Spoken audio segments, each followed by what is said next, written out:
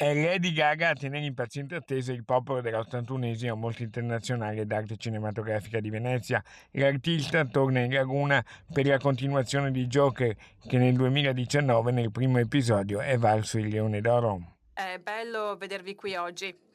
Credo che il modo in cui ci avviciniamo alla musica in questo film è molto particolare. Non direi che è un musical, in verità è qualcosa di diverso. Il modo in cui la musica viene utilizzata dà e consente ai personaggi di esprimersi. Ma questa è anche la giornata di Diva Futura, quarto film italiano in concorso della regista Giulia Stegevard, con Pietro Castellitto che interpreta Riccardo Schicchi. Quando ho letto il romanzo di Deborah Attanasio e poi approfondendo ulteriormente la storia ho trovato delle tematiche estremamente attuali che mi hanno colpita e poi ho trovato una grandissima umanità all'interno di questo racconto e quindi ho avuto proprio voglia di dedicarmi per gli anni che ho dedicato a questo film. Pietro Castellitto e Barbara Ronchi hanno trovato, diciamo, proprio una sintonia immediata, sembravano due compagni di scuola,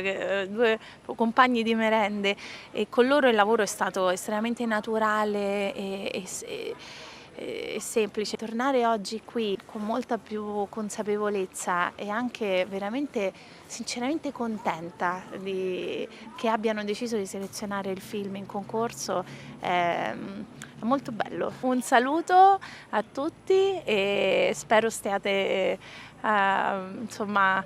godendo di questo festival.